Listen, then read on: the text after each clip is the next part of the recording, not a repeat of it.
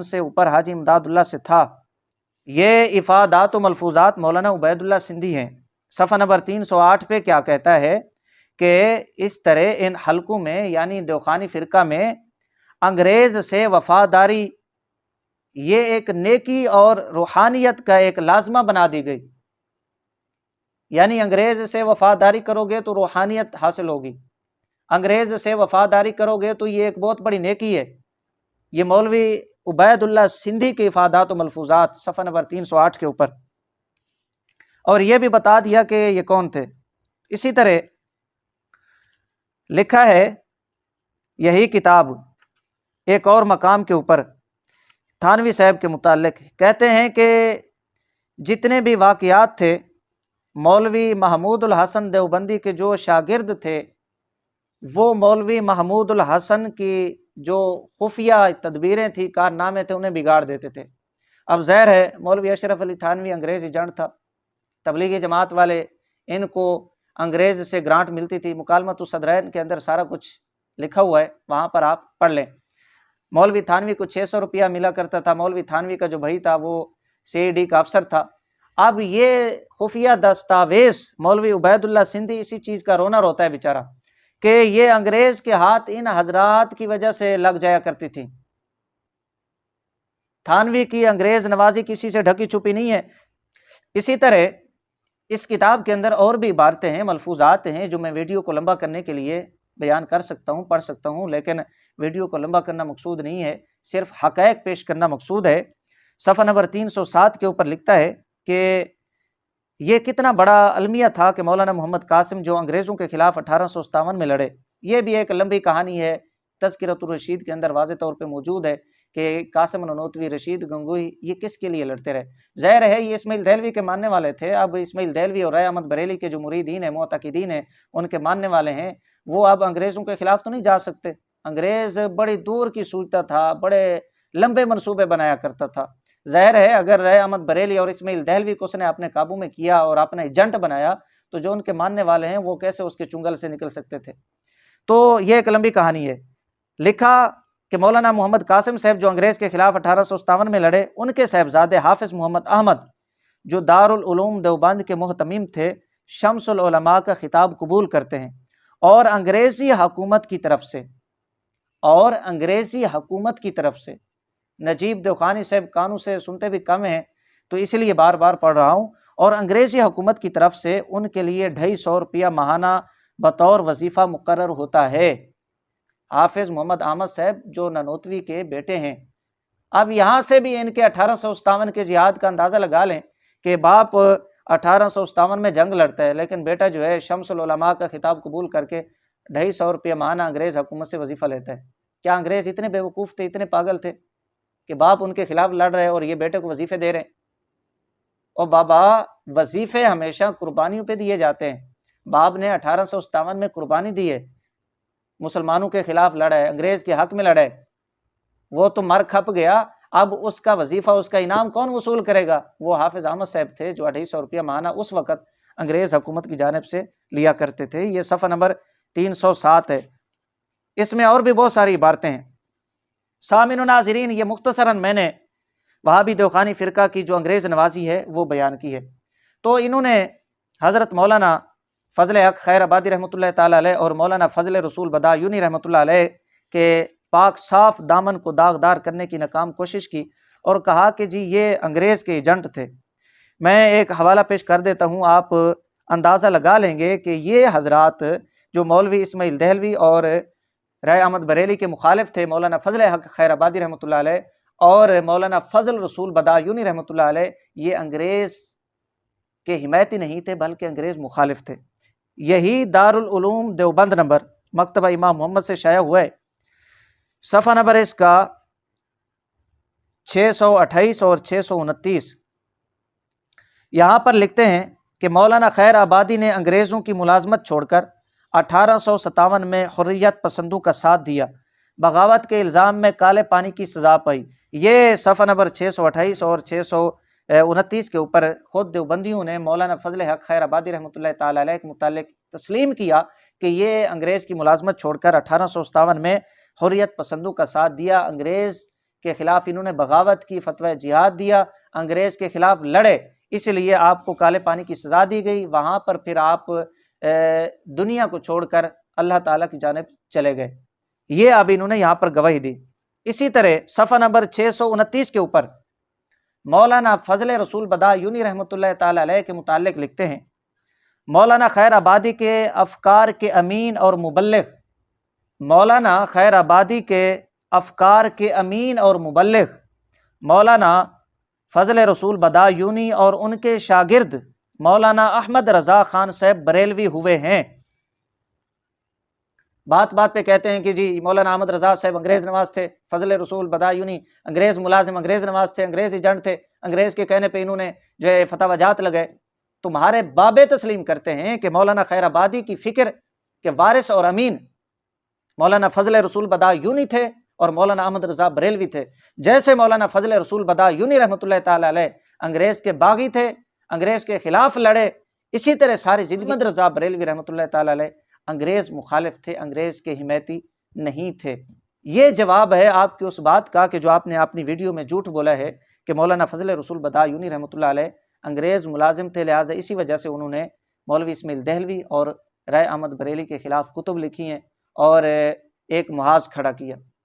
یہاں سے پتہ چلا کہ وہ انگریز کے حمایتی نہیں تھے، بلکہ مولانا فضل حق خیر آبادی رحمۃ اللہ تعالی علیہ کی فکر کے وارث اور امین تھے۔ اور یہی بات تذکرہ علماء ہند مولوی پروفیسر ایوب قادری نے لکھی، جو دیوخانی فرقہ سے تعلق رکھتا ہے۔ سامعین و ناظرین، یہ تھا وہابی دیوخانی فرقہ کے جو مولوی اسماعیل دہلوی ہیں اور رائے احمد بریلی ہیں، ان کی انگریز نوازی، ان کی انگریز ایجنٹی، یہاں سے آپ ان کے جہاد کا بھی اندازہ لگا سکتے ہیں۔ اور جو بعد میں دیوخانی فرقہ کے آنے والے مولوی حضرات تھے، ان کی انگریز نوازی کہ یہ کتنے بڑے انگریز نواز تھے، کتنے بڑے انگریز ایجنٹ تھے۔ یہی وجہ ہے کہ اپنی انگریز نوازی، اپنی انگریز ایجنٹی کی وجہ سے دوسروں کو بات بات پہ انگریز نوازی، انگریز ایجنٹی کا یہ تانا دیتے ہیں، الزام لگاتے ہیں۔ تھے خود، ظاہر ہے جو یہ خود تھے وہی انہوں نے دوسروں کو سمجھنا ہے۔ جیسے یہ پیسے لے کر مسلمانوں کو توڑتے رہے، مسلمانوں کی جڑوں کو کھوکھلا کرتے رہے، انگریز کے حق میں لڑتے رہے، ویسے یہ سمجھتے ہیں کہ شاید دوسرے لوگ بھی پیسے لے کر انگریز نوازی کرتے ہوں گے۔ یہ مولوی اسماعیل دہلوی کے دو پہلو ہو گئے، ایک اس کی سوانح حیات اور دوسری اس کی انگریز ایجنٹی۔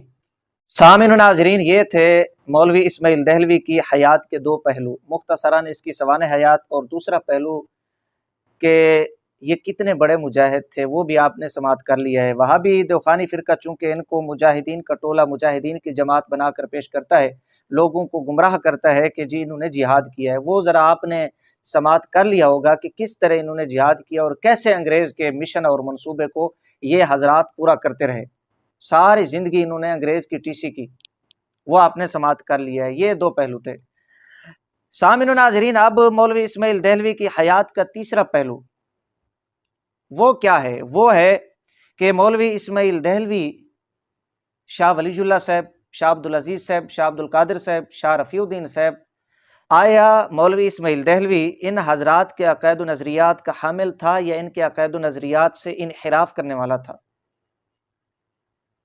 کیا شاہ ولی اللہ صاحب کے مسلک پہ تھا، شاہ عبدالعزیز صاحب کے مسلک پہ تھا، شاہ عبدالقادر صاحب کے مسلک پہ تھا، یا ان کے مسلک سے انحراف کرنے والا تھا؟ ہم اگر وہابی دیوخانی فرقہ کی کتب کو دیکھیں اور شواہد کو ملاحظہ کریں تو یہ بات کھل کے سامنے آ جاتی ہے کہ مولوی اسماعیل دہلوی مسلک شاہ ولی اللہ، مسلک شاہ عبدالعزیز صاحب، شاہ عبدالقادر صاحب، شاہ رفیع الدین صاحب، مولوی اسماعیل دہلوی ان کا غدار تھا۔ یہ پہلا شخص ہے کہ جس نے خاندان شاہ ولی اللہ میں نقب زنی کی، ان کے عقائد و نظریات کو کفریہ شرکیہ بتلایا، ان کے عقائد و نظریات اور معمولات سے انحراف کیا۔ سامعین و ناظرین، یہ اس لیے بتلانا ضروری ہے کہ میں نے ابتدا میں بھی یہ کہا تھا کہ جب بھی وہابی دیوخانی فرقہ کے مولوی حضرات مولوی اسماعیل دہلوی کا تعارف کراتے ہیں اپنی گفتگو کے اندر یا اپنی کتابوں میں، تو اسماعیل دہلوی کو شاہ ولی اللہ صاحب رحمۃ اللہ تعالی علیہ کے خاندان سے بتلا کر، شاہ عبدالعزیز صاحب کا بھتیجا بتلا کر، شاہ عبدالقادر صاحب کا بھتیجا بتلا کر مولوی اسماعیل دہلوی کی مغلظات، بکواسات کو، اس کے کفریات کو، گستاخیوں، بے ادبیوں کو ان اکابرین، ان بزرگوں کے ناموں کے پیچھے چھپانے کی ناکام کوشش کرتے ہیں، تاکہ لوگ جب یہ سنیں کہ یہ شاہ عبدالعزیز صاحب کا بھتیجا تھا، شاہ عبدالقادر صاحب کا بھتیجا تھا، شاہ ولی اللہ صاحب کا یہ پوتا تھا، شاہ عبد الرحیم صاحب کا یہ پڑپوتا تھا۔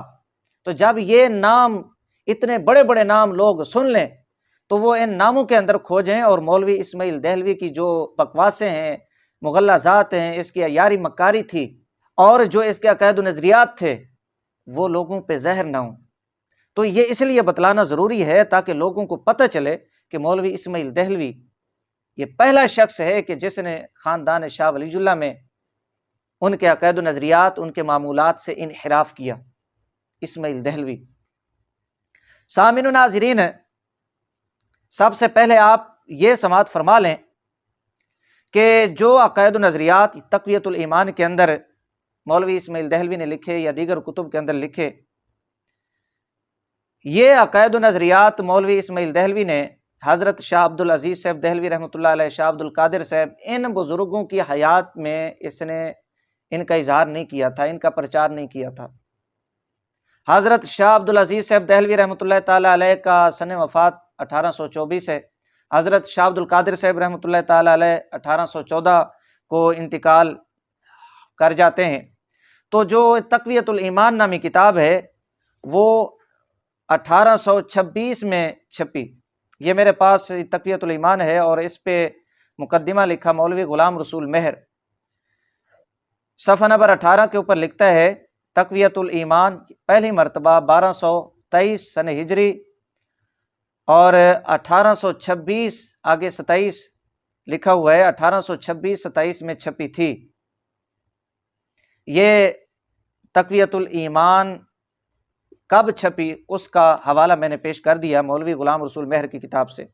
تو بتلانے کا مقصد یہ ہے کہ شاہ عبد العزیز صاحب رحمۃ اللہ تعالیٰ علیہ 1824 کو انتقال کر جاتے ہیں، تو یہ 1826 یا 27 کو لکھی گئی منظر عام پہ آئی مولوی اسماعیل دہلوی کی کتاب۔ تو یہ عقائد و نظریات تو اس وقت تھے نہیں، لیکن شاہ اسماعیل دہلوی ان کا بھتیجا تو تھا، ان کے خاندان سے تعلق رکھتا تھا، بچپن سے اس کی شرارتوں کو جانتے تھے، یہ کیسا تھا۔ یہ ارواح ثلاثہ کے اندر مولوی اشرف علی تھانوی سے منقول ہے کہ جب یہ حج کو جانے لگے تو لوگوں سے کس طرح یہ مذاق کیا کرتا تھا، ان کے پیٹ کے اوپر یہ آٹا ملا کرتا تھا۔ دیگر بھی ظاہر ہے شاہ عبد القادر سے بھی چچا تھے، شاہ عبد العزیز سے بھی چچا تھے، بچپن سے اس کے حالات دیکھ رہے تھے، واقعات دیکھ رہے تھے۔ تو جب بھی وہ کوئی مذہبی چھیڑ خانی، مذہبی رد و بدل مولوی اسماعیل میں دیکھتے تھے تو اسے سمجھاتے تھے۔ ظاہر ہے وہ بڑے تھے، ان کا سمجھانا حق بنتا تھا کہ جب شاہ عبد العزیز صاحب محدث دہلوی رحمۃ اللہ تعالیٰ علیہ نے مولوی اسماعیل دہلوی کے عقائد و نظریات کو دیکھا کہ اب وہ بدل رہے ہیں، تو شاہ صاحب رحمۃ اللہ تعالیٰ علیہ نے فرمایا تھا کہ میری طرف سے اس نامراد لڑکے کو کہو کہ جو کتاب بمبئی سے آئی ہے میں نے بھی اس کو دیکھا ہے۔ یہ ابن عبد الوہاب نجدی کی کتاب کے بارے میں اشارہ کیا۔ اس کے عقائد صحیح نہیں بلکہ بے ادبی و بے نصیبی سے بھرے ہوئے ہیں۔ میں آج کل بیمار ہوں، اگر صحت ہو گئی تو اس کی تردید لکھنے کا ارادہ رکھتا ہوں۔ تم ابھی نوجوان بچے ہو، ناحق شور و شر برپا نہ کرو۔ یہ شاہ عبد العزیز صاحب دہلوی رحمۃ اللہ تعالیٰ علیہ نے اسے سمجھانے کی غرض سے یہ پیغام بھجوایا تھا مولوی اسماعیل دہلوی کو۔ اسی طرح دوسرا واقعہ، یہ میرے پاس مولوی اشرف علی تھانوی ارواح ثلاثہ، مولوی نجیب دیوخانی صاحب یہ کہہ رہے تھے کہ یہ تھانوی صاحب کی کتاب نہیں ہے، حالانکہ میرے پاس درجنوں حوالہ جات ہیں اس بات پہ کہ وہابی دیوخانی فرقہ کے بڑے بڑے مولویوں نے اس کتاب کی عبارتوں سے استدلال کیا اور اپنی تائید میں پیش کیا اور اسے تھانوی کی جانب منسوب کیا۔ نجیب دیوخانی صاحب کہتے ہیں کہ یہ حضرت کی ہی نہیں ہے۔ بھئی حاشیہ حضرت کا ہو جاتا ہے، کتاب نہیں ہو سکتی۔ یہ تو نجیب دیوخانی صاحب نے خود اقرار کیا اور اسی پہ اکتفا کرتا ہوں۔ اگر ضرورت پڑی تو انشاءاللہ العزیز وہ حوالہ جات بھی پیش کروں گا کہ جس میں وہابی دیوخانی فرقہ کے مولویوں نے اس کتاب کے حوالہ جات، اس کتاب کی عبارتیں اپنی تائید میں پیش کر کے ان سے استدلال کیا ہے، اور یہ بدبخت کہہ رہے کہ یہ تھانوی کی ہے ہی نہیں ہے۔ یہ تو تھا نجیب دیوخانی صاحب نے اس کتاب کے متعلق جو کہا کہ یہ تھانوی صاحب کی ہے نہیں۔ یہاں پر ایک واقعہ نقل کیا گیا شاہ عبد القادر صاحب، پہلے ایک حوالہ پیش کیا تھا شاہ عبد العزیز صاحب کا اور یہاں پر شاہ عبد القادر صاحب کا ہے کہ مولوی اسماعیل دہلوی کو کس طرح سمجھایا۔ اچھا، یہ واقعہ ملفوظات جلد نمبر 2 کے اندر بھی موجود ہے، صفحہ نمبر 365 کے اوپر، یہ میرے سامنے پڑی ہوئی ہے۔ اور یہی واقعہ وہابی دیوخانی فرقہ کے دوسرے مولوی حضرات نے بھی اپنی کتب کے اندر نقل کیا ہے، بیان کیا ہے۔ جس طرح کہ مولوی عبد المالک صاحب ہو گئے، انہوں نے بھی یہ حوالہ نقل کیا اپنی کتاب کے اندر۔ یہاں پر لکھتے ہیں صفحہ نمبر 75 کے اوپر پورا ایک واقعہ بیان کیا گیا، حضرت شاہ عبد العزیز صاحب اور شاہ عبد القادر صاحب رحمہم اللہ لکھتے ہیں، جب شاہ عبد القادر صاحب آپ کی خدمت میں حاضر ہوئے، کن کی؟ یعنی شاہ عبد العزیز صاحب کی، تو آپ نے فرمایا میاں عبد القادر تم اسماعیل کو سمجھا دینا کہ وہ رفع یدین نہ کیا کریں، کیا فائدہ ہے، خواہ مخواہ عوام میں شورش ہوگی۔ یہ اس وقت کی بات ہے جب یہ نیا نیا اٹھ رہا تھا، اور مذہبی رد و بدل شاہ عبد القادر صاحب اور شاہ عبد العزیز صاحب نے دیکھا اور یہ مذہبی چھیڑ خانی کرنے لگا۔ فرمایا میاں عبد القادر تم اسماعیل کو سمجھا دینا کہ وہ رفع یدین نہ کیا کریں، کیا فائدہ ہے، خواہ مخواہ عوام میں شورش ہوگی۔ شاہ عبد القادر صاحب نے فرمایا کہ حضرت میں کہہ تو دوں مگر وہ مانے گا نہیں، یعنی شاہ عبد القادر صاحب بھی جانتے تھے کہ یہ ماننے والا نہیں ہے، یہ نامراد آدمی ہے، یہ ضدی ہے، یہ ماننے والا ہے نہیں ہے۔ یہی ضد مولوی اسماعیل دہلوی کو لے ڈوبی، اور اس بدبخت نے مسلک شاہ ولی اللہ، مسلک شاہ عبد العزیز، مسلک شاہ عبد القادر صاحب کے ساتھ وہ کھلواڑ کیا کہ جو کوئی بیگانہ نہیں کر سکا۔ یہ چونکہ اپنا تھا، اس نے اپنوں کے ساتھ کھلواڑ کیا، کوئی بیگانہ ایسی حرکت نہیں کر سکا۔ اچھا، شاہ عبد القادر صاحب نے فرمایا کہ حضرت میں کہہ تو دوں مگر وہ مانے گا نہیں اور حدیثیں پیش کرے گا۔ اس وقت بھی میرے دل میں یہ خیال آیا کہ گو انہوں نے اس وقت یہ جواب دے دیا ہے، مگر یہ بھی کہیں گے ضرور، چنانچہ یہاں بھی میرا خیال صحیح ہوا، اور شاہ عبد القادر صاحب نے مولوی محمد یعقوب صاحب کی معرفت مولوی اسماعیل صاحب سے کہلایا کہ تم رفع یدین چھوڑ دو، اس سے خواہ مخواہ فتنہ ہوگا۔ یہ شاہ عبد القادر صاحب نے مولوی محمد یعقوب صاحب کی بابت ان کی معرفت سے مولوی اسماعیل دہلوی کو ایک پیغام بھجوایا کہ رفع یدین چھوڑ دو، خواہ مخواہ فتنہ ہوگا۔ یہ پیغام جب شاہ عبد القادر صاحب نے مولوی یعقوب کے ذریعے مولوی اسماعیل دہلوی کو بھجوایا تو مولوی اسماعیل دہلوی کو چاہیے تھا کہ اپنے بزرگوں کی بات مان لیتا اور خواہ مخواہ فتنہ برپا نہ کرتا، رفع یدین کرنا چھوڑ دیتا۔ لیکن آگے مولوی اسماعیل دہلوی کو جب یہ پیغام ملا تو انہوں نے وہ حدیث پاک آگے بیان کرنا شروع کر دی کہ جو میری سنت متروکہ کو زندہ کرے گا اسے 100 شہیدوں کا ثواب ہے۔ تھانوی ملفوظات کے اندر بھی یہ بات لکھتا ہے، اور یہاں پر بھی یعنی ارواح ثلاثہ کے اندر بھی لکھی ہوئی ہے۔ تو شاہ صاحب رحمۃ اللہ تعالی علیہ کو جب مولوی یعقوب نے کہا کہ یہ ان کا جواب ہے، اس نے آگے سے یہ حدیث پاک پیش کی ہے، تو حضرت شاہ عبد القادر صاحب رحمۃ اللہ علیہ نے فرمایا بابا ہم تو سمجھے تھے کہ اسماعیل عالم ہو گیا، مگر وہ تو ایک حدیث کے معنی بھی نہیں سمجھا۔ یہ شاہ عبد القادر صاحب رحمۃ اللہ تعالی علیہ فرماتے ہیں کہ وہ تو ایک حدیث کے معنی کو بھی نہیں سمجھا۔ وہابی دیوخانی فرقہ کے مولوی حضرات اور اسماعیل دہلوی کے جو سوانح نگار ہیں، حیرت دہلوی صاحب، غلام رسول مہر صاحب، دیگر، ان کو پڑھیں، یہ اسماعیل دہلوی کو ایسے عالم فاضل بنا کر پیش کرتے کہ گویا فن حدیث، فن تفسیر اور دیگر جو علوم ہیں وہ اسماعیل دہلوی پہ ختم ہو جاتے ہیں، جبکہ شاہ عبد القادر صاحب جو اسماعیل دہلوی کے استاذ بھی تھے، چچا بھی تھے، وہ یہ سمجھتے ہیں کہ ہم تو سمجھے تھے کہ اسماعیل دہلوی عالم ہو گیا، مگر وہ تو ایک حدیث کے معنی بھی نہیں سمجھا۔ یہ پورا واقعہ یہاں پر ہے۔ خیر، بتلانا یہ مقصود تھا کہ شاہ عبد القادر صاحب دہلوی رحمۃ اللہ تعالی علیہ بھی اسے سمجھاتے رہے، لیکن یہ بدبخت باز نہیں آتا تھا اپنی شر انگیزیوں سے، اور فتنہ برپا کرنے پہ یہ تلا ہوا تھا، اور وہی کام اس نے کیا۔ یہ تو تھا شاہ عبد القادر صاحب دہلوی رحمۃ اللہ تعالی علیہ اور شاہ عبد العزیز محدث دہلوی رحمۃ اللہ علیہ۔ اسی طرح ہم شاہ عبد العزیز صاحب اور شاہ عبد القادر صاحب سے ہٹ کے جو مولوی اسماعیل دہلوی کے چچا زاد بھائی تھے ان کو دیکھیں تو انہوں نے بھی مولوی اسماعیل دہلوی کے ان عقائد و نظریات کا رد کیے۔ حضرت شاہ مخصوص اللہ دہلوی رحمۃ اللہ تعالی علیہ اور شاہ محمد موسیٰ دہلوی رحمۃ اللہ تعالی علیہ، یہ دونوں بھائی تھے، اور دونوں حضرت شاہ رفیع الدین دہلوی رحمۃ اللہ تعالی علیہ کے یہ صاحبزادے تھے، یہ دونوں صاحبزادے تھے۔ انہوں نے بھی رد کیا مولوی اسماعیل دہلوی کا۔ یہاں پر میں صرف ایک حوالہ پیش کر دیتا ہوں، انشاءاللہ اس پہ تفصیلی گفتگو آئندہ ہوگی۔ یہ میرے پاس کتاب ہے تذکرہ علماء ہند، مولوی رحمان علی صاحب، اچھا اس کا ترجمہ کیا ہے اور اس پہ مزید حواشی لکھے مولوی ایوب قادری جو کہ دوخانی فرقہ سے تعلق رکھتے ہیں۔ صفحہ نمبر 733 کے اوپر جدید ایڈیشن ہے میرے پاس، مولوی محمد موسیٰ بن مولانا رفیع الدین دہلوی، یہاں پر ان کی ایک کتاب کا ذکر کرتے ہیں۔ مولوی محمد موسیٰ کی تصنیف سے ایک کلمی فارسی کتاب حجت العمل فی ابطال الجہل ہے، ہماری نظر سے گزری ہے۔ اچھا یہ کتاب رد وہابیت پر ہے، خود اس میں لکھا ہوا ہے کہ کتاب کا مضمون رد وہابیت ہے۔ دراصل یہ کتاب